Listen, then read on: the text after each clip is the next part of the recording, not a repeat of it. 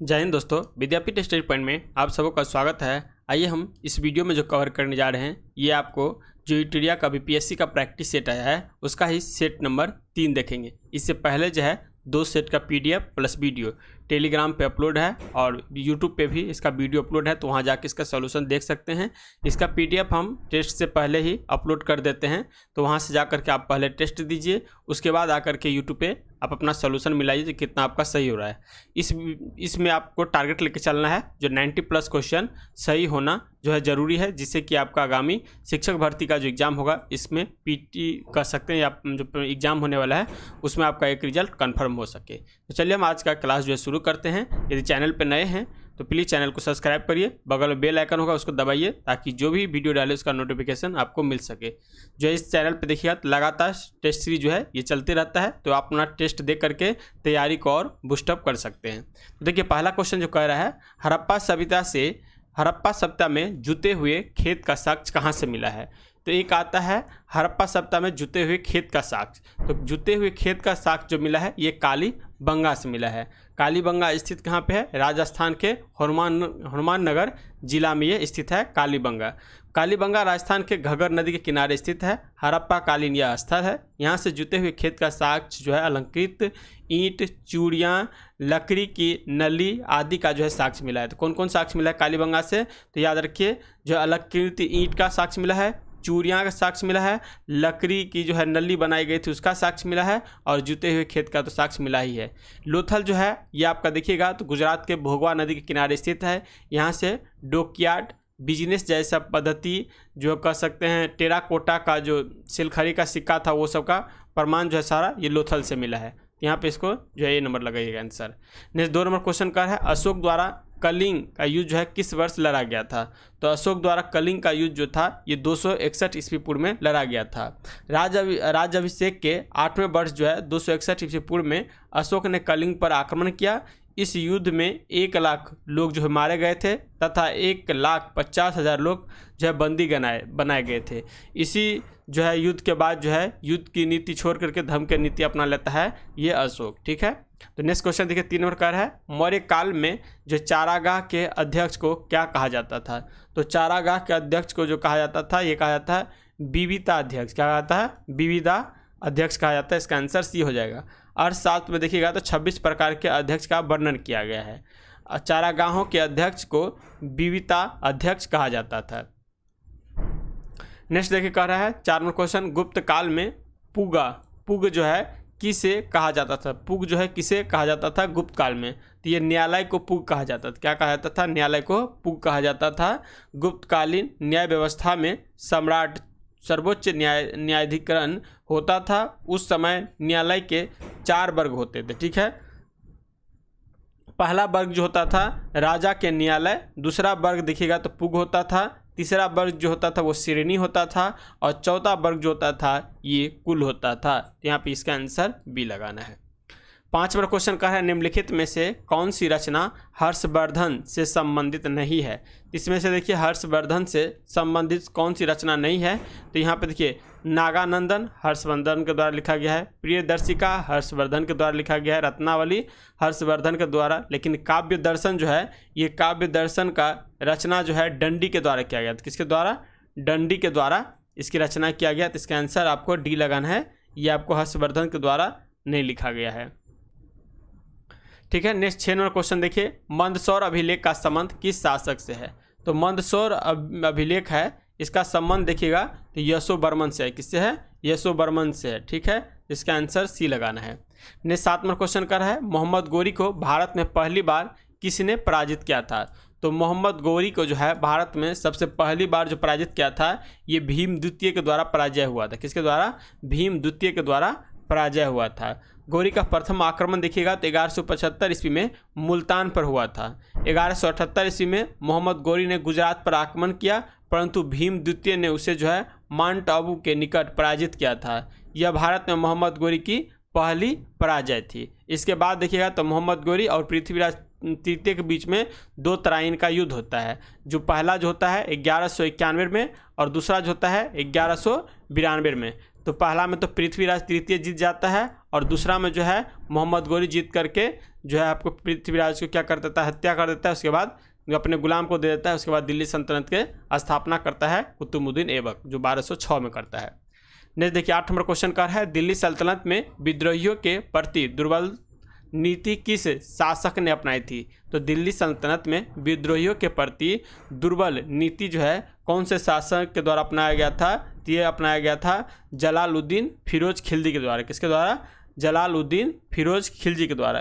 खिलजी वंश के संस्थापक जलालुद्दीन फिरोज खिलजी ने 1290 से लेकर 1320 ईस्वी तक शासक किया, ने जो है विद्रोहियों के प्रति दुर्बल नीति अपनाई थी एवं कहा जाता है कि मैं एक वृद्ध मुसलमान हूँ और मुसलमानों का जो है रक्त बहाने की मेरी आदत नहीं है। ये किसके द्वारा कहा गया था? जलालुद्दीन जो है फिरोज खिलजी।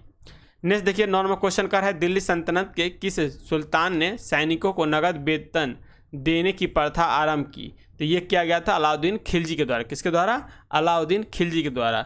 अलाउद्दीन खिलजी का कार्यकाल देखिएगा तो 1296 से लेकर 1316 ईस्वी तक इसका कार्यकाल होता है। ये जो है अपने सैनिकों को नगद वेतन देने की प्रथा को शुरुआत करता है। तो यहाँ पे इसका आंसर सी लगाना है। 10 नंबर क्वेश्चन का है, अद्वैतवाद मत को प्रतिपादन कौन थे? तो अद्वैत मत जो है, अद्वैतवाद मत का प्रतिपादन किसके द्वारा किया गया था? तो ये शंकराचार्य के द्वारा किया गया। किसके द्वारा? शंकराचार्य के द्वारा किया गया था। 9वीं शताब्दी में अद्वैतवाद मत की जो स्थापना शंकराचार्य ने किया था। इन्होंने ब्राह्मण एवं जीव की जो है पूर्ण एकता को स्वीकार किया था। नेक्स्ट क्वेश्चन 11 नंबर का है, निम्नलिखित में से किस मुगल बादशाह ने न्याय की प्रसिद्ध जंजीर लगवाई थी? तो न्याय की प्रसिद्ध जंजीर जो है ये जहांगीर के द्वारा लगवाया गया था।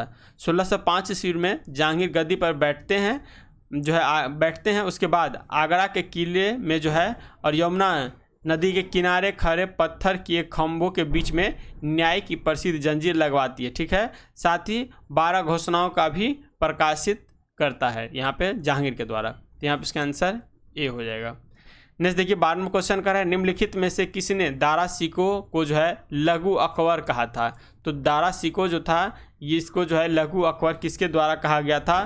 तो लेनपुन के द्वारा कहा गया था। किसके द्वारा? लेनपुन के द्वारा कहा गया था। दारा शिकोह को इतिहासकार लेनपुन ने लघु अकबर कहा था। दारा शिकोह ने सीर अकबर के नाम से जो है 12 उपनिषदों का फारसी में अनुवाद भी करवाया था। तो यहाँ पे इसका आंसर सी लगाइएगा। 13वां क्वेश्चन का है, किस सिख गुरु ने सिखों को एक सैनिक संप्रदाय के रूप में परिवर्तन किया? तो कह रहा है किस सिख गुरु ने सिखों की एक सैनिक संप्रदाय के रूप में जो है परिवर्तन किया था? तो ये किया गया था गुरु हरगोविंद सिंह के द्वारा। किसके द्वारा? गुरु हरगोविंद सिंह के द्वारा। इसका आंसर जो है सी हो जाएगा। कह रहे सिखों के छठे गुरु थे कौन? गुरु हरगोविंद, जो कि 1606 से लेकर के 1645 ईस्वी तक रहे थे। ने अमृतसर की किलेबंदी की तथा सिखों के धार्मिक शिक्षा के साथ साथ सैनिक शिक्षा भी प्रदान किया था तथा सिखों को एक सैन्य संप्रदाय के रूप में परिवर्तन किया था। तो यहाँ पे इसका आंसर जो है सी हो जाएगा। ठीक है, ये गुरु अंगद जो थे ये दूसरा गुरु थे। गुरु तेग बहादुर नामा गुरु थे। ठीक है, ये याद रखिए, गुरु तेग बहादुर का ही औरंगजेब के द्वारा क्या कर दिया गया था? हत्या करवा दिया गया था। 14 नंबर क्वेश्चन का है, विजयनगर के किस शासक के काल में अब्दुल रजाक ने जो है विजयनगर की यात्रा की थी? तो ये किया गया था देवराय द्वितीय काल में। किसके द्वारा में? देवराय द्वितीय के काल में। 1443 ईस्वी में जो है देवराय द्वितीय के शासनकाल में फारसी यात्री अब्दुल रजाक ने विजयनगर की यात्रा किया था। तो यहाँ पे इसका आंसर डी लगाना है। नेक्स्ट 45वां क्वेश्चन का है, बांडीवास का युद्ध कब हुआ था? तो बांडीवास का युद्ध हुआ था, ये हुआ था 1760 में। कब हुआ था? 1760 में। तृतीय कर्नाटक युद्ध जो है 1756 से लेकर 63 ईस्वी के बीच में होता है। उसी के दौरान जो है 1760 ईस्वी में बांडीवास का युद्ध हुआ, जिसमें अंग्रेजों ने फ्रांसीसी को निर्णायक रूप से जो है पराजित कर दिया। यहाँ पे इसका आंसर बी लगाना है। नेक्स्ट क्वेश्चन का है 16 नंबर, अहमद शाह अब्दाली के भारत का पर प्रथम आक्रमण के समय मुगल बादशाह कौन था? तो अहमद शाह अब्दाली के भारत पर प्रथम आक्रमण हुआ था, उस समय जो है मुगल का बादशाह कौन था? तो उसमें मुगल का बादशाह जो था ये था मोहम्मद शाह। कौन था? मोहम्मद शाह। मोहम्मद शाह का कार्यकाल जो दिखेगा तो 1719 से लेकर 1748 ईस्वी तक था इसका कार्यकाल। इसके समय में अहमद शाह अब्दाली ने प्रथम बार 1748 में पंजाब पर आक्रमण किया। अहमद शाह अब्दाली को जो है दुर्रे दुर्रानी अर्थात युग का मोती कहा गया। क्या कहा गया है? दुर्रे दुर्रानी या युग का मोती भी कहा गया। तो यहाँ पे इसका आंसर सी लगाना है। कह रहा है प्लासी का युद्ध कब हुआ था? तो प्लासी का युद्ध हुआ था 1757 में। ये कब हुआ था? तो इसका डेट याद रखिए 23 जून 1757 ईस्वी में भागीरथी नदी के तट पर स्थित प्लासी के मैदान में सिराजुद्दौला एवं रॉबर्ट क्लाइव, किसके बीच में? सिराजुद्दौला एवं रॉबर्ट क्लाइव के बीच में हुआ था। इस युद्ध में जो है अंग्रेज विजय होता है। नेक्स्ट देखिए 18वां क्वेश्चन कह रहा है फैजाबाद में 1857 के विद्रोह का नेतृत्व किसने किया था? तो फैजाबाद में जो 1857 का विद्रोह हुआ था उस समय वहाँ का नेतृत्व जो था अहमद उल्लाह के द्वारा किया गया। किसके द्वारा? अहमद उल्लाह के द्वारा। यहाँ पे इसका आंसर बी हो जाएगा। फैजाबाद में 1857 के विद्रोह का नेतृत्व मौलवी अहमद उल्लाह ने किया था। इस विद्रोह को जो है जनरल याद रखिएगा जनरल रेनाल्ड के द्वारा दबाया गया। नेक्स्ट देखिए 19वां क्वेश्चन कर रहा है किस इतिहासकार ने बंगाल के 1765 ईस्वी से लेकर 1772 ईस्वी के मध्य कालखंड को जो है डाकू राज की संज्ञा दी थी? तो ये दिया गया था के.एम. पनिकर के द्वारा। किसके द्वारा? के.एम. पनिकर के द्वारा। बंगाल में जो है 1765 ईस्वी से लेकर 1772 ईस्वी के बीच में हो रहे आर्थिक लूट के कारण जो है इतिहासकार के.एन. पनिकर ने इस कालखंड के शासन को जो है डाकू राज की उपमा दी थी। नेक्स्ट देखिए 20वां क्वेश्चन का है इकोनॉमिक हिस्ट्री ऑफ इंडिया नामक पुस्तक किसने लिखी थी? इकोनॉमिक हिस्ट्री ऑफ इंडिया नामक पुस्तक जो लिखा गया था ये रमेश चंद्र दत्त के द्वारा। किसके द्वारा? रमेश चंद्र दत्त के द्वारा ये जो है लिखा गया पुस्तक है। यहाँ पे इसका आंसर जो है बी हो जाएगा। नेक्स्ट क्वेश्चन जो कर रहा है 21 नंबर किस अधिनियम के माध्यम से जो है भारतीय की शिक्षा पर 1 लाख रुपये खर्च करने का प्रावधान किया गया था? तो ये किया गया था 1813 के चार्टर अधिनियम के द्वारा किया गया था। तो इसका आंसर बी हो जाएगा। 1813 के चार्टर एक्ट में निम्नलिखित प्रावधान थे। पहला प्रावधान जो इसमें था भारतीयों की शिक्षा पर जो है 1 लाख रुपये खर्च करने का प्रावधान किया गया। दूसरा किया गया कंपनी का व्यापारिक एकाधिकार जो है समाप्त कर दिया गया। ईसाई मिशनरियों को भारत में धर्म प्रचार की अनुमति मिली थी, लेकिन कंपनी का जो व्यापारिक अधिकार जो समाप्त किया था तो उसमें चाय और चीनी का व्यापारिक एकाधिकार छोड़ के बाकी की सारा जो है ख़त्म कर दिया। फिर 1833 के चार्टर एक्ट जो आता है उसमें इस दोनों को भी समाप्त कर देता है। 22वां क्वेश्चन का है आत्मीय सभा का गठन किसके द्वारा किया गया था? तो आत्मीय सभा का गठन जो है ये राजा राम मोहन राय के द्वारा किया गया। यहाँ पे इसका आंसर सी हो जाएगा। राजा राम मोहन राय ने आत्मीय सभा की स्थापना जो है ये किया था आपको 1814 में। कब किया था? 1814 में। वेदांत सोसाइटी का स्थापना जो है वेदांत सोसाइटी का स्थापना राजा राम मोहन राय के द्वारा किया गया था। ये किया गया था 1816 में। उसके बाद देखिएगा तो कलकत्ता यूनिटेरियन कमेटी क्या है? कलकत्ता यूनिटेरियन कमेटी का भी स्थापना राजा राम मोहन राय के द्वारा 1823 में किया गया। उसके बाद सबसे इम्पोर्टेंट जो पूछता है ये पूछता है ब्रह्म समाज की स्थापना जो किया गया था राजा राम मोहन राय के द्वारा ये किया गया था 1828 में। तो ये आपको चारों चीज़ याद रखना है। ठीक है। नहीं देखिए 23वां क्वेश्चन कर रहा है अलीगढ़ आंदोलन के संस्थापक कौन थे? तो अलीगढ़ आंदोलन की स्थापना जो है ये सर सैयद अहमद खां के द्वारा किया गया। किसके द्वारा? सर सैयद अहमद खां के द्वारा किया गया। 1875 ईस्वी में अलीगढ़ आंदोलन के संस्थापक सर सैयद अहमद खां थे। इसके माध्यम से आधुनिक विचारों एवं पाश्चात्य शिक्षा द्वारा मुसलमानों की स्थिति में सुधार लाने का प्रयास किया गया। यहाँ पे इसका आंसर सी लगाइएगा। 24वां क्वेश्चन का है पागलपंथी विद्रोह किसके नेतृत्व में हुआ था? तो पागलपंथी विद्रोह जो है ये हुआ था करम शाह के नेतृत्व में। किसके? करम शाह के नेतृत्व में हुआ था।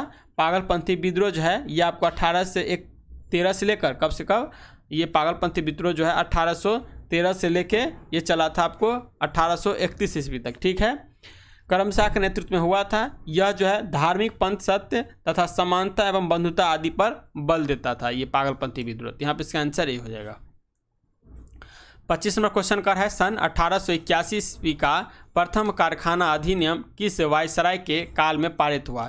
तो 1881 ईस्वी में जो प्रथम कारखाना अधिनियम हुआ था उस समय में कौन सा वायसराय था? तो उस समय में लॉर्ड रिपन था। कौन था? लॉर्ड रिपन था, तो इसका आंसर सी हो जाएगा।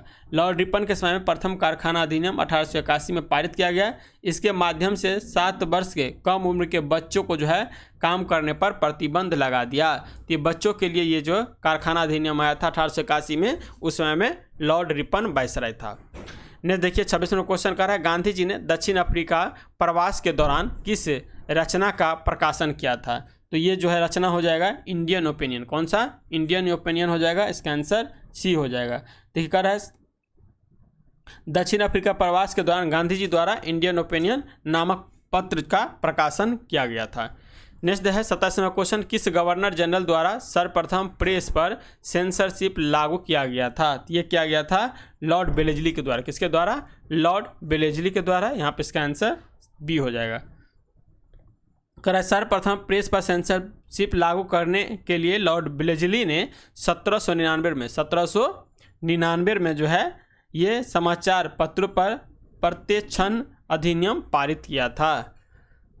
नेक्स्ट 28वां क्वेश्चन कर रहा है, मुजफ्फरपुर में किंग्सफोर्ड की हत्या का जो है प्रयास कब किया गया था? तो मुजफ्फरपुर कांड हुआ था, जो इस समय में कौन थे? तो खुदीराम बोस और प्रफुल्ल चाकी के द्वारा किया गया था, और ये किया गया था 1908 में। देखिए कह रहा है 30 अप्रैल 1908 को बिहार के मुजफ्फरपुर में खुदीराम बोस एवं प्रफुल्ल चाकी ने किंग्सफोर्ड पर बम फेंका था, लेकिन किंग्सफोर्ड जो है बच गया।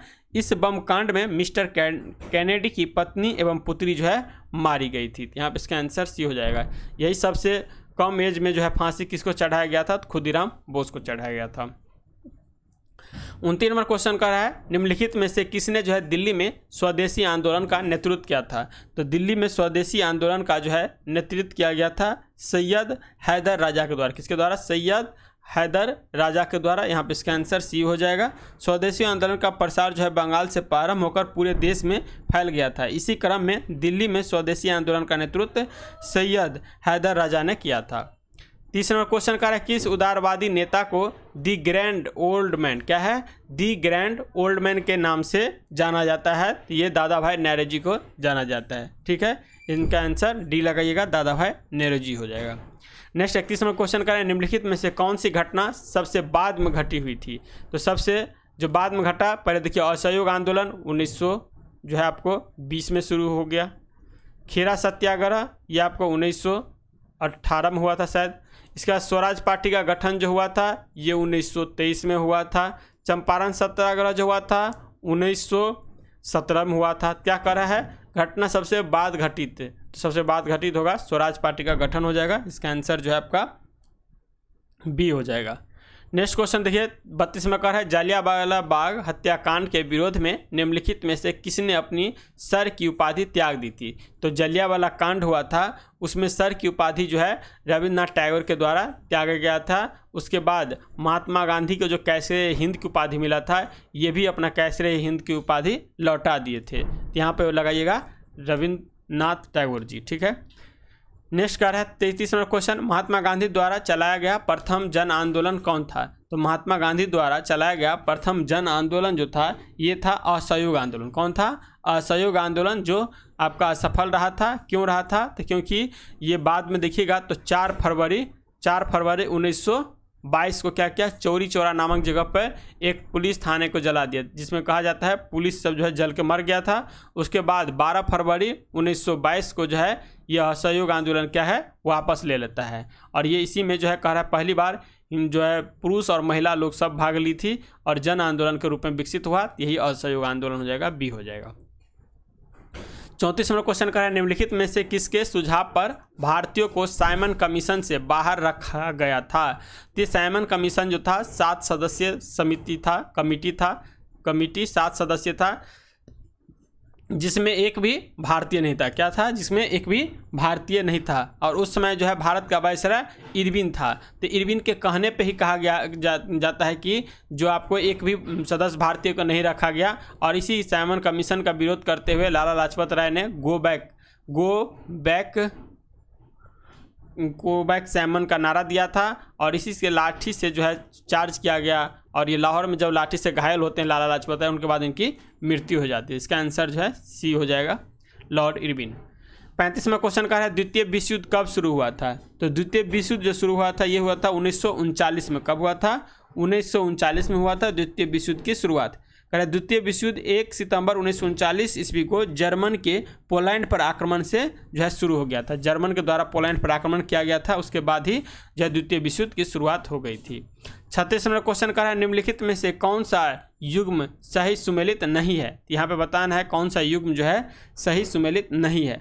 तो पहला देखिए लॉर्ड रिपन कम्युनल अवार्ड, यहीं पे यही गलत हो गया। कम्युनल अवार्ड जो आया था इरविन के समय में, इरविन के समय में आया था। कब? 1932 में आया था। ठीक है, तो यहाँ पे नहीं, इरविन के बाद, इरविन नहीं होना चाहिए, इरविन के बाद आता। इरविन का तो कार्यकाल रहता है 31 तक। ठीक है, इरविन का कार्यकाल रहता है 31 तक। उसके बाद 32 में आ जाता है लॉर्ड, यह आ जाता है लॉर्ड बिलिंगटन आ जाता है, लॉर्ड बिलिंगटन आ जाता है। तो यही होना चाहिए यहाँ पे। कम्युनल अवार्ड 32 में आता है, जो गोलमेज सम्मेलन होने के बाद, उसके बाद जो है उस समय में बिलिंगटन रहता है। तो पहला ही गलती हो गया, बिलिंगटन होना चाहिए कम्युनल अवार्ड। लॉनलिथगो अगस्त प्रस्ताव 1940 सही है। डलहौजी व्यापक सिंहासन जो आया था ये भी सही है। चेम्सफोर्ड द्वैत शासन प्रणाली ये भी सही है। तो यहाँ पे इसका आंसर ए लगाइएगा। नेक्स्ट क्वेश्चन कह रहा है 37 नंबर क्वेश्चन, झंडा गीत निम्नलिखित में से किसके द्वारा लिखा गया था। तो झंडा गीत जो है श्यामलाल पार्षद जी के द्वारा लिखा गया था। श्यामलाल पार्षद जी के द्वारा झंडा गीत लिखा गया था। झंडा गीत कौन सा है? तो विजय विश्व तिरंगा प्यारा। कौन सा हो जाएगा? विजय विश्व जो है तिरंगा प्यारा, ये श्यामलाल पार्षद जी के द्वारा लिखा गया गीत है। नेक्स्ट 38 नंबर क्वेश्चन का है निम्नलिखित में से कौन सी कोविड-19 वैक्सीन डीएनए पर आधारित वैक्सीन है। तो डीएनए पर आधारित जो वैक्सीन है ये है जैकोव डी। क्या हो जाएगा? जैकोव डी। इसका आंसर ए हो जाएगा। ये जो है ये वैक्सीन को किसके द्वारा विकसित किया गया है? तो ये किया गया आपको देखिए जेडियस कैडिला के द्वारा, इसके द्वारा विकसित किया गया है। इसके बाद 39 नंबर क्वेश्चन कर है कौन सा संगठन ऑपरेशन ग्रीन को कार्यान्वित करता है। तो कौन सा संगठन ऑपरेशन ग्रीन को कार्यान्वित करता है? तो ये करता है NAFED। इसका आंसर जो है ए हो जाएगा। नेक्स्ट 40 में क्वेश्चन कर है आर्थिक सर्वेक्षण किसके द्वारा प्रकाशित होता है। तो आर्थिक सर्वेक्षण जो है ये वित्त मंत्रालय के द्वारा प्रकाशित किया जाता है। ठीक है, ये याद रखिएगा। ये प्रत्येक वर्ष जो है आर्थिक सर्वेक्षण वित्त मंत्रालय द्वारा प्रकाशित होता है। भारत का वित्त मंत्रालय केंद्र बजट पेश होने से जो है पहले आर्थिक वार्षिक सर्वेक्षण प्रस्तुत किया जाता है। नेक्स्ट 41वां क्वेश्चन कह रहा है सर्व शिक्षा अभियान का उद्देश्य किस आयु के बच्चे में शिक्षा को प्रोत्साहित करना है। तो सर्व शिक्षा अभियान जो है उसका उद्देश्य कितने उम्र के बच्चे में जो है शिक्षा की प्रोत्साहन करना है। तो 6 से 14 वर्ष। कितना?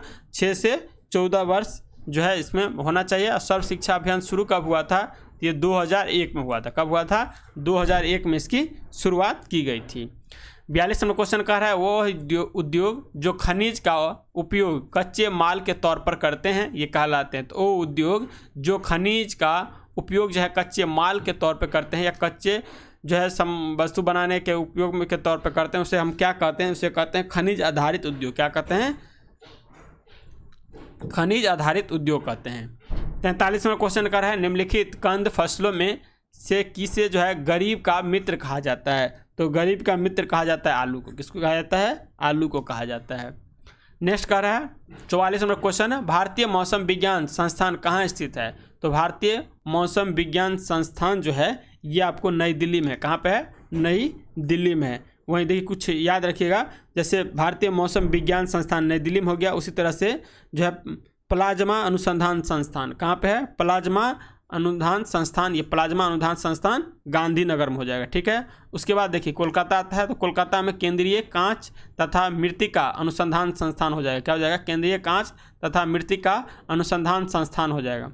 इसके बाद देखिए हैदराबाद आता है। तो हैदराबाद में याद रखिएगा सेंटर फॉर डीएनए फिंगरप्रिंट्स एवं डायग्नोस्टिक। क्या हो जाएगा? सेंटर फॉर डीएनए फिंगरप्रिंट एवं डायग्नोस्टिक, ये हैदराबाद में है। इसी तरह से देहरादून में देखिएगा तो केंद्रीय वन अनुसंधान संस्थान देहरादून में। कहाँ पे? देहरादून में केंद्रीय वन अनुसंधान संस्थान है। 45वां क्वेश्चन कर रहा है दक्षिण एशियाई क्षेत्रीय सहयोग संघ जिसे सार्क कहते हैं का स्थापना कब हुआ था। तो सार्क का स्थापना जो किया गया था 1985 में किया गया था। सार्क का कभी कभी जो है फुल फॉर्म फूल देता है। तो फुल फॉर्म में पहले जो हिंदी वाला जो यहाँ पे दे ही दिया है दक्षिण एशियाई क्षेत्र सहयोग संगठन, और इंग्लिश में याद रखिएगा सार्क का होता है south Asian association for regional cooperation. क्या हो जाएगा? The south Asian association for regional corporation की स्थापना कब हुआ? 1985 में। इसका मुख्यालय जो है काठमांडू में है। इसका सदस्य देशों में देखिएगा तो भारत है, पाकिस्तान है, बांग्लादेश है, नेपाल हो जाएगा, भूटान है, श्रीलंका है, मालदीव है, अफगानिस्तान है। कौन कौन? भारत, पाकिस्तान, बांग्लादेश, नेपाल, भूटान, श्रीलंका, मालदीव और अफगानिस्तान। नेक्स्ट 46वां क्वेश्चन कर रहा है निम्न में से कौन सा सही सुमेलित नहीं है? तो यहाँ पे कौन सा सुमेलित सही नहीं है ये बताना है आपको। जब मैकमोहन रेखा भारत और चीन के बीच में एकदम सही है। मेनरहीन रेखा रूस और फिनलैंड के बीच में एकदम सही है। हिडेनबर्ग रेखा जर्मनी पोलैंड सही है। मैगी नोट फ्रांस और स्पेन, यहीं पे तो गलत है। मैगी नोट जो हो जाएगा ये हो जाएगा आपको फ्रांस और स्पेन नहीं होगा कि क्या हो जाएगा?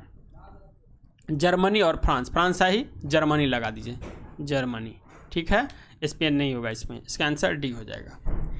ने 47वां क्वेश्चन का है इंदिरा गांधी परमाणु अनुसंधान संस्थान केंद्र कहाँ स्थित है? इंदिरा गांधी परमाणु अनुसंधान केंद्र संस्थान कहाँ पे स्थित है? तो ये 47 का आंसर जो हो जाएगा तमिलनाडु में। कहाँ पे? तमिलनाडु में स्थित है। नेक्स्ट देखिए 48वां क्वेश्चन का है अंडमान और निकोबार द्वीप समूह के कितने द्वीपों का नाम परमवीर चक्र विजेता के नाम पर रखा गया है? तो अंडमान और निकोबार द्वीप समूह के कितने द्वीपों का नाम जो है परमवीर चक्र विजेता के नाम पर जो है रखा गया है? तो ये आपको 21 द्वीप का नाम जो है चेंज करके रखा गया है। नेक्स्ट देखिए 39वां क्वेश्चन का है 49 नंबर दुनिया की पहली तरल हाइड्रोजन संचालित नौका का नाम क्या है? तो दुनिया की पहली तरल हाइड्रोजन संचालित नौका का जो नाम रखा गया है ये रखा गया MF हाइड्रा। क्या रखा गया है? MF hydra. इसका आंसर जो है ए हो जाएगा। जो है नॉर्वेजियन कंपनी नॉरलैंड के ने जो है तरल हाइड्रोजन पर चलने वाली दुनिया की पहली फेरी MF हाइड्रा को सफलतापूर्वक लॉन्च किया है। यह जो है फेरी बैटरी और तरल हाइड्रोजन ईंधन सेल दोनों का उपयोग करता है। तो यहाँ पे इसका आंसर जो है MF हाइड्रा। 50वां क्वेश्चन का है भारतीय अंतरिक्ष अनुसंधान संगठन इसरो ने अपने 12 वर्ष पुराने उपग्रह मेघा ट्रॉपिक्स को किस महासागर में जो है गिराया है? तो ये आपको गिराया है प्रशांत महासागर में। किसमें? प्रशांत महासागर में गिराया है। भारतीय अंतरिक्ष अनुसंधान संगठन इसरो द्वारा 10 मार्च 2023 को जो अपने 12 वर्ष पुराने उपग्रह मेघा ट्रॉपिक्स 1 जिसे MT1 को पृथ्वी की कक्षा से प्रशांत महासागर में सफलतापूर्वक नीचे उतारा गया है। इस उपग्रह को 3 वर्षों के लिए जो है मौसम की जानकारी प्रदान करने के लिए डिजाइन किया गया था, लेकिन वे जो है 12 वर्षों तक सेवा दिया है। 51वां क्वेश्चन कर है सितविनी राबुका किस देश के नए जो है प्रधानमंत्री बनी है? यानी क्या है? सितविनी राबुका किस देश के नए प्रधानमंत्री बने हैं? ये हो जाएगा फिजी के। किसका? फिजी का बना है। सितविनी राबुका को फिजी का नया प्रधानमंत्री चुना गया है। सितवी राबुका ने फिजी के 12वें प्रधानमंत्री के रूप में शपथ ग्रहण लिया है। राबुका 2021 में गठित फिजी में एक राजनीतिक दल पीपुल्स एलायंस के नेता हैं। किसके? पीपुल एलायंस के नेता हैं। 52 नंबर क्वेश्चन करा ऑस्ट्रेलिया ओपन 2023 का विजेता कौन है? तो ऑस्ट्रेलिया ओपन 2023 के विजेता जो है नोवाक जोकोविच है। जो कहाँ के खिलाड़ी है? ये सर्बिया के खिलाड़ी है। और उसमें उपविजेता किसको हराया था? तो ये हराया था स्टेफानोस सितसिपास। क्या जगह? स्टेफानोस सितसिपास जो आपको कहाँ के है? यूनेस्को के खिलाड़ी था।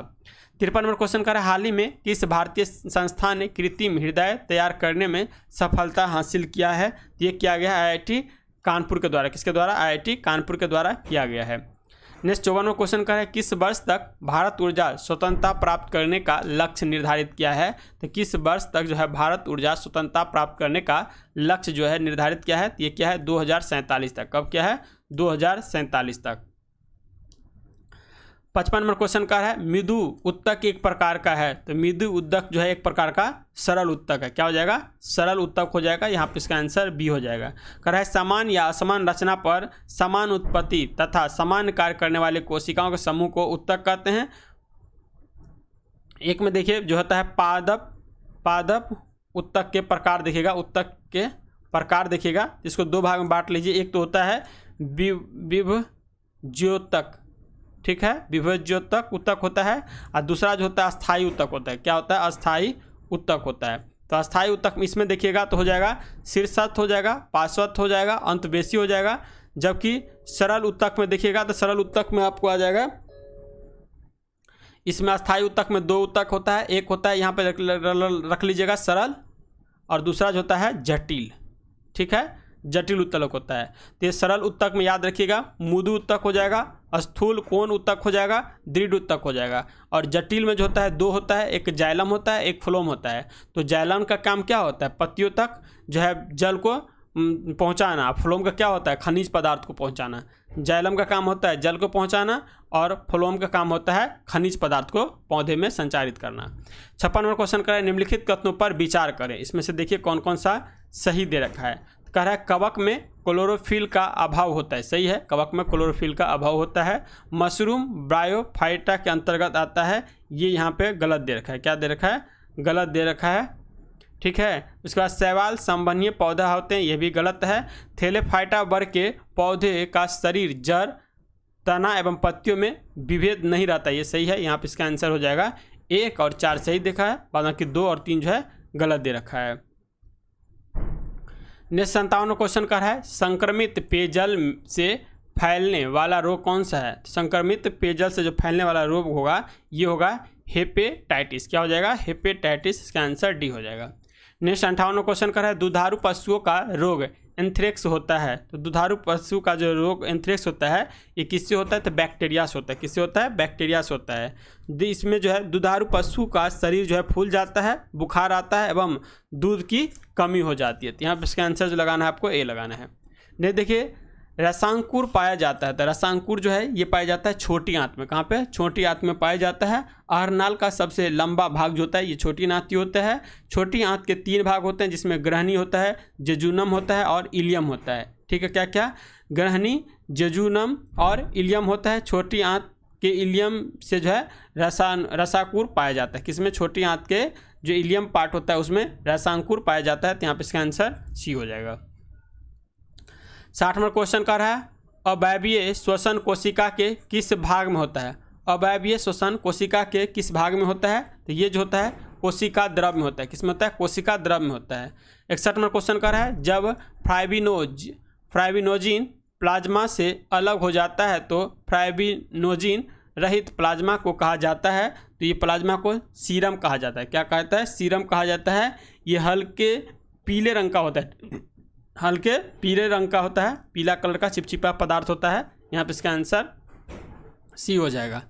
62 नंबर क्वेश्चन का है, एस्ट्रोजेन स्रावित होता है। तो एस्ट्रोजन जो स्रावित होता है ये किससे होता है, अंडाशय से स्रावित होता है। किससे होता है, अंडाशय से स्रावित होता है। अंडाशय से एस्ट्रोजेन व प्रोजेस्टेरोन हार्मोन जो है स्रावित होता है। ये फीमेल हार्मोन है जो, ठीक है। यह हार्मोन मादा लैंगिक अंगों का विकास, मादा लक्षणों का विकास, मानसिक चक्र का नियंत्रण, गर्भ अनुकरण में सहायता करता है। तो यहाँ पे आंसर बी हो जाएगा।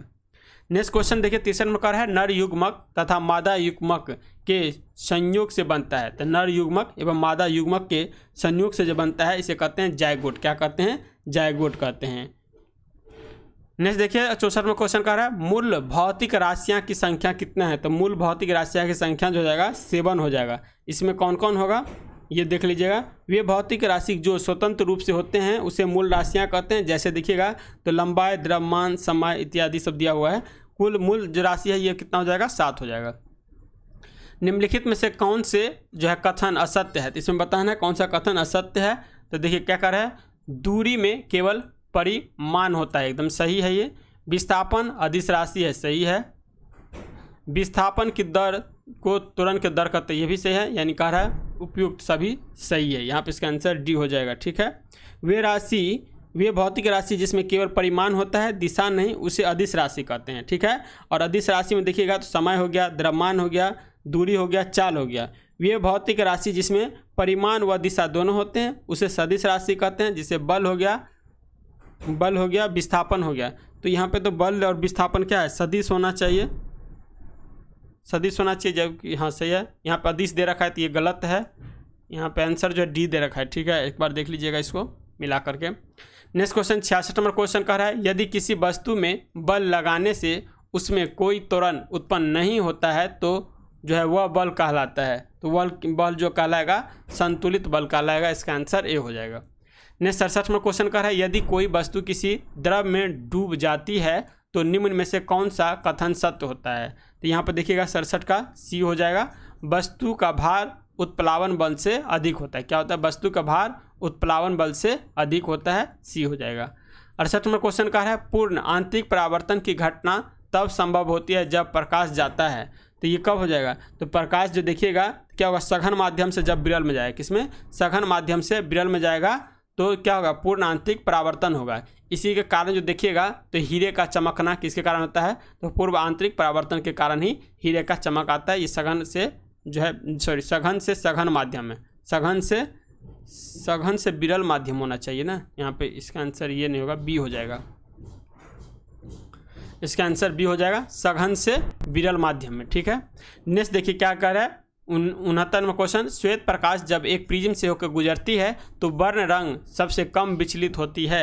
तो सबसे कम विचलित जो होगा ये होगा लाल रंग, क्योंकि इसका तरंग दैर्घ्य सबसे ज़्यादा होता है। तरंग दैर्घ्य जो होता है सबसे ज़्यादा होता है, और देखिएगा इसका इसीलिए सबसे कम विचलन भी होगा। तरंग दैर्घ्य जो है सबसे जो आपको ज़्यादा होता है। जब श्वेत रंग की प्रकाश की प्रिज्म से गुजारती है तो ये 7 रंग में विभक्त हो जाती है, जिसमें बैगनी रंग के प्रकाश का तरंग दैर्घ्य जो है सबसे कम, आवृत्ति सबसे अधिक, लाल रंग के प्रकाश का तरंग दैर्घ्य जो है सबसे अधिक और आवृत्ति सबसे कम होता है। इसी कारण जो है लाल रंग का विचलन जो क्या होगा, सबसे कम हो जाएगा। 70वां क्वेश्चन का है चालक की लंबाई बढ़ाने पर प्रतिरोध में क्या प्रभाव पड़ेगा। तो चालक की लंबाई हम बढ़ा देंगे तो प्रतिरोध में जो है क्या प्रभाव पड़ेगा, तो प्रतिरोध भी बढ़ेगा। इसका आंसर ये हो जाएगा। नेक्स्ट 71वां क्वेश्चन का है बॉयल्स तथा चार्ल्स के नियमों को सम्मिलित रूप से क्या कहा जाता है। तो बॉयल्स तथा चार्ल्स के नियमों को सम्मिलित रूप से जो है गैसीय समीकरण कहा जाता है। क्या कहा जाता है? गैसीय समीकरण कहा जाता है। और ये समीकरण जो देखिए होता है PV बराबर nRT हो जाता है। ठीक है, PV nRT हो जाता है। ये समीकरण गैसीय समीकरण कहा जाता है। 72वां क्वेश्चन का है समुद्र के जल से नमक को किस विधि के द्वारा निकाला जाता है। समुद्र के जल से नमक को किस विधि के द्वारा, तो वाष्पीकरण के विधि के द्वारा जो है इसको नमक को अलग किया जाता है। 73वां क्वेश्चन का है एक्वारेजिया में हाइड्रोक्लोरिक अम्ल तथा नाइट्रिक अम्ल का अनुपात क्या होता है। तो हाइड्रोक्लोरिक जो अम्ल होता है ये 1 होता है और नाइट्रिक अम्ल का अनुपात देखिए तो 3 होता है, यानी 1:3 हो जाएगा। तो इसका आंसर ए हो जाएगा। नेक्स्ट का विद्युत का सुचालक अधातु है। तो विद्युत का सुचालक जो एक अधातु होता है ये क्या होता है? ग्रेफाइट होता है। ग्रेफाइट जो एक तरह का अर्धचालक है, इसमें क्या होता है जो करंट का फॉलो भी होता है, तो यहाँ पे ग्रेफाइट हो जाएगा। नेक्स्ट 75वां क्वेश्चन का है एक द्रव अधातु है। तो एक द्रव जो अधातु का ये होगा ब्रोमीन। क्या हो जाएगा? ब्रोमीन हो जाएगा। पिच ब्लेंड यूरेनियम धातु का अयस्क होता है। ठीक है, पिच ब्लेंड जो है यूरेनियम धातु का अयस्क होता है। यहाँ पर दे रखा है पिच ब्लेंड जो क्या होता है यूरेनियम धातु का अयस्क होता है। यहाँ पे बी हो जाएगा।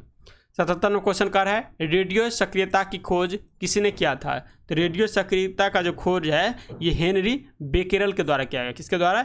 हेनरी बेकेरेल के द्वारा किया गया था। इसने जो है इसके द्वारा जो है यूरेनियम एवं यूरेनियम लवणों से उत्सर्जन विकिरण को बेकेरेल किरण कहा गया। मैडम क्यूरी ने जो है रेडियो सक्रियता शब्द का प्रयोग सर्वप्रथम किया था। नेक्स्ट देखिए 78वां क्वेश्चन का है भारतीय संविधान में संसद के दोनों सदनों की संयुक्त बैठक का प्रावधान किस देश के संविधान से गृहीत किया गया है। तो संयुक्त बैठक किसमें होता है? आर्टिकल जो 108 में इसकी चर्चा किया गया है संयुक्त बैठक का। और ये किस देश के संविधान से जो ये लिया गया है, ये लिया गया है समवर्ती सूची में। समवर्ती सूची ऑस्ट्रेलिया के संविधान से लिया गया है। इसका आंसर जो है ए हो जाएगा, समवर्ती सूची में लिया गया है और ये ऑस्ट्रेलिया के संविधान से लिया गया है। नेक्स्ट देखिए 79वां क्वेश्चन का 79वां क्वेश्चन का है राज्यपाल को पद की शपथ किसके द्वारा दिलाया जाता है। तो राज्यपाल की पद का शपथ है, राज्यपाल की नियुक्ति किसके द्वारा दिया जाएगा? ये हो जाएगा राष्ट्रपति के द्वारा। लेकिन राज्यपाल के पद का शपथ जो है उस राज्य के मुख्य न्यायाधीश होंगे, यानी उच्च न्यायालय हाई कोर्ट के जो मुख्य न्यायाधीश होंगे उसके द्वारा दिया जाता है। तो इसका आंसर जो है उस राज्य के जो है आपको उच्च न्यायालय के मुख्य न्यायाधीश के द्वारा दिया जाता है। इसका आंसर ए हो जाएगा। 80वां क्वेश्चन का है भारतीय संविधान के किस संशोधन अधिनियम द्वारा पंचायती राज व्यवस्था को संवैधानिक दर्जा दिया गया। तो भारतीय संविधान के किस संशोधन अधिनियम के द्वारा पंचायती राज व्यवस्था को संवैधानिक दर्जा दिया गया? ये दिया गया था 73वां संविधान संशोधन के द्वारा। किसके द्वारा? 73वां संविधान संशोधन के द्वारा दिया गया। और वहीं यहाँ पे देखिए 74वां दे रखा है, तो 74वां से जान लीजिए इसमें जो है नगर पालिका को संवैधानिक दर्जा दिया गया। इसमें नगर पालिका, इसमें पंचायती राज का जो चर्चा है हमारे संविधान का आर्टिकल 40 में इसकी चर्चा भी किया गया पंचायती राज का। नेक्स्ट क्वेश्चन कर है 81 नंबर, संघ लोक सेवा आयोग की रिपोर्ट किसको जो है प्रस्तुत करनी होती है। तो संघ लोक सेवा आयोग की रिपोर्ट जो है ये आपको किसको प्रस्तुत करता है, तो ये राष्ट्रपति को प्रस्तुत करता है, यहाँ पे ये हो जाएगा। 82 नंबर क्वेश्चन कर है निम्नलिखित किस अधिनियम द्वारा भारत में प्रांतों को स्वायत्तता प्रदान की गई है। तो भारत की स्वायत्तता जो प्रदान किया गया भारत सरकार अधिनियम 1935 के तहत, किसके द्वारा, भारत सरकार अधिनियम 1935 के तहत दिया गया है। नेक्स्ट क्वेश्चन कर है डैश का मतलब है कि सर्वोच्च न्यायालय मामले और उसमें शामिल कानूनी मुद्दे पर पुनर्विचार करेगा। तो ये जो है अपीलीय क्षेत्राधिकार, क्या हो जाएगा, अपीलीय क्षेत्राधिकार हो जाएगा, यहाँ पे सी हो जाएगा। नेक्स्ट क्वेश्चन है भारतीय संविधान का अंतिम व्यवस्थापक कौन है, यानी भारतीय संविधान का अंतिम व्यवस्थापक जो होगा ये कौन होगा, तो ये हो जाएगा सर्वोच्च न्यायालय। हमें संविधान का सर्वोच्च न्यायालय जो होता है ये अंतिम व्यवस्थापक होता है, यहाँ पे इसका आंसर डी हो जाएगा। कह रहा है संविधान के अनुच्छेद 132, 133 और 228 में संविधान की व्यवस्था करने का अंतिम अधिकार सर्वोच्च न्यायालय को दिया गया है। 85 नंबर क्वेश्चन कह रहा है समाजवाद अर्थव्यवस्था में उत्पादन के सभी कारक किसके स्वामित्व और नियंत्रण में रहता है, तो ये रहता है राज्य के नियंत्रण में। किसके नियंत्रण में, राज्य के नियंत्रण में। 86 नंबर क्वेश्चन कह रहा है महालनोबिस मॉडल का संबंध किस पंचवर्षीय योजना के साथ जोड़ा जाता है। तो महालनोबिस मॉडल का संबंध जो है ये जो पंचवर्षीय योजना चल रहा था ये दूसरी पंचवर्षीय योजना के तहत जो है ये काम किया था महालनोबिस मॉडल। इसी तरह से देखिएगा तो पहली पंचवर्षीय योजना जो होता है ये होता है हेराल्ड डोमर मॉडल पर आधारित है, ठीक है। जबकि दूसरी हो जाएगा ये हो जाएगा दूसरी पंचवर्षीय योजना महालनोबिस मॉडल पे, और इसमें भारी उद्योग को जो है प्राथमिकता दिया गया था, भारी उद्योग को प्राथमिकता दिया गया था। 87 नंबर क्वेश्चन का है जनगणना 2011 के अनुसार भारत में संविधान ग्रामीण जनसंख्या किस राज्य में है। तो मतलब कह रहा है सर्वाधिक ग्रामीण जनसंख्या किस राज्य में है जनगणना 2011 के अनुसार। तो इसमें देखिएगा तो इनमें से कोई नहीं होगा, क्योंकि जनगणना 2011 के अनुसार भारत में सर्वाधिक ग्रामीण जनसंख्या जो है ये हिमाचल प्रदेश में, हिमाचल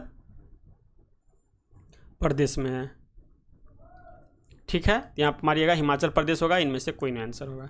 कह रहा है बिहार बजट 2023-24 के अनुसार बिहार का विकास दर कितना रहने का अनुमान लगाया गया है, तो ये रहा गया है 15.24%। नेक्स्ट है 89 नंबर क्वेश्चन प्रति हेक्टेयर उत्पादन की दृष्टि से सबसे अधिक चावल का उत्पादन किस राज्य में होता है, तो ये होता है पंजाब में। कहाँ पे, पंजाब में होता है प्रति हेक्टेयर सबसे ज़्यादा चावल का उपजाऊ।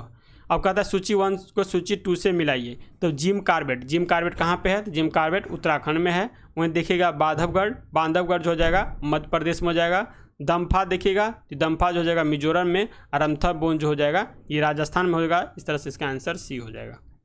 नेक्स्ट कह रहा है भारत में सर्वाधिक वर्षा निम्न में से किन क्षेत्रों में होती है। तो सबसे ज़्यादा वर्षा देखिएगा तो पश्चिमी घाट, हिमालय क्षेत्र और मेघालय। ऐसे फिर सबसे पूछे सबसे ज़्यादा कहाँ होता है, सबसे ज़्यादा मासीराम मेघालय में होता है, इसके बाद हिमालयी क्षेत्र में, फिर पश्चिमी घाट में। तो यहाँ पे इसका आंसर ए लगाइएगा। रिंग ऑफ फायर से अभिप्राय है, तो रिंग ऑफ फायर जो है प्रशांत महासागर में भूकंप एवं ज्वालामुखी से प्रभावित क्षेत्र जो होता है उसको ही रिंग ऑफ फायर कहते हैं। तो यहाँ पे इसका आंसर सी हो जाएगा, प्रशांत महासागर में भूकंप एवं ज्वालामुखी से प्रभावित क्षेत्र हो जाएगा। कह रहा है भूमध्य रेखा पर कितने देश होकर गुजरती है। तो भूमध्य रेखा जो है कितने देश से होकर गुजरती है, तो ये कुल मिला के 13 देश से होकर जो है गुजरती है भूमध्य रेखा। इसको याद रखने का एक ट्रिक है के बिग सकेक एक ट्रिक है, उसको जो इसका वीडियो अपलोड है, ठीक है, आप जाइएगा उसको सर्च मारिएगा तो वहाँ पर आपको मिल जाएगा तीनों रेखा पे जो शॉर्ट ट्रिक से याद करने के लिए जो कौन कौन देश है। यहाँ पे कुल मिला के 13 देश हो जाएगा, ठीक है।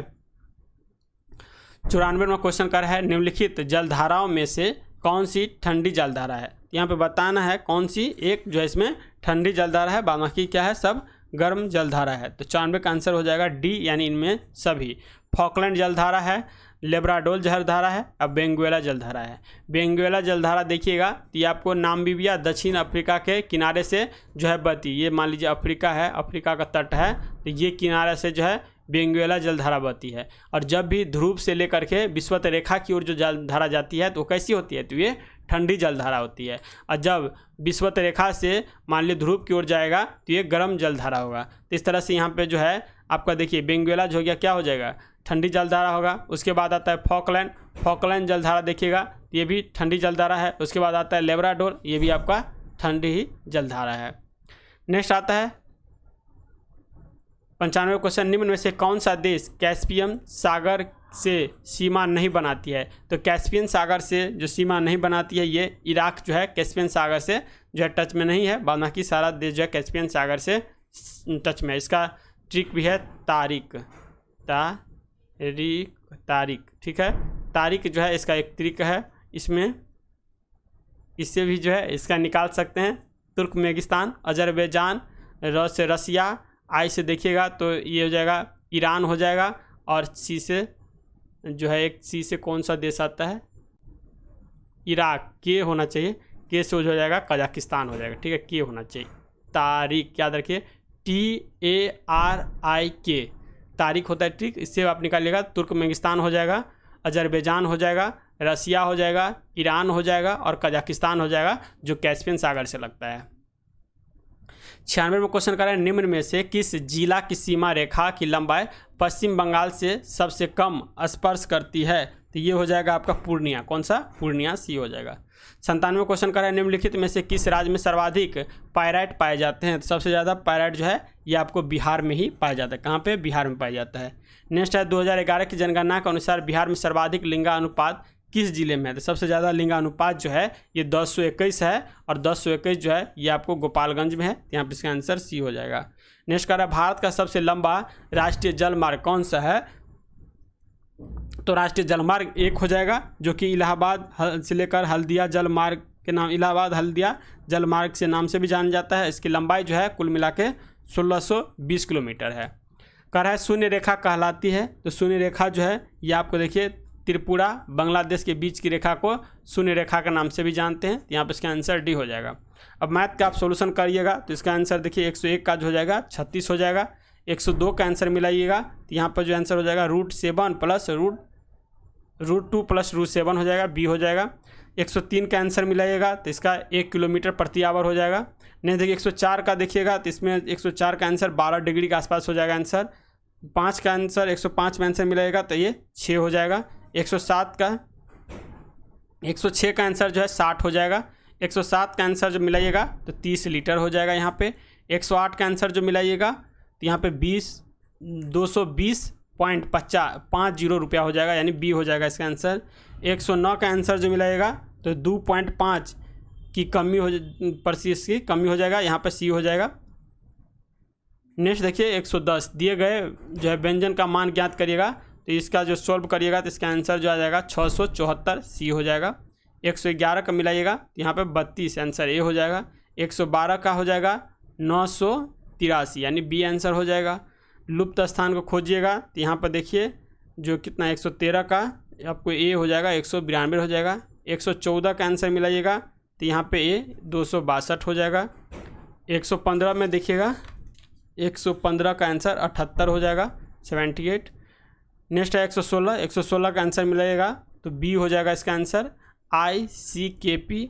117 का आंसर जो है ए हो जाएगा। 118 का भी ए होगा। 119 का बी से आंसर आएगा, यानी बी हो जाएगा। और 120 का आंसर जो मिलाइएगा ये कायर हो जाएगा, क्या हो जाएगा, कायर हो जाएगा। इस तरह से आपको जो ये सेट नंबर 3 कंप्लीट होता है। और देखिएगा तो शाम में नहीं तो कल सेट नंबर 4 का भी वीडियो जो है अपलोड कर देंगे, और इसका PDF हम पहले आपको बता देते हैं जो टेलीग्राम पर अपलोड रहता है। तो पहले जा कर के टेस्ट दीजिए, जो भी सेट हो उसके बाद वहाँ आप मिलाइए, फिर आपको पता चलेगा जो आपकी तैयारी किस रेशियो में चल रही है। ठीक है, तो मिलते हैं नेक्स्ट वीडियो में, तब तक के लिए जय हिंद, जय भारत।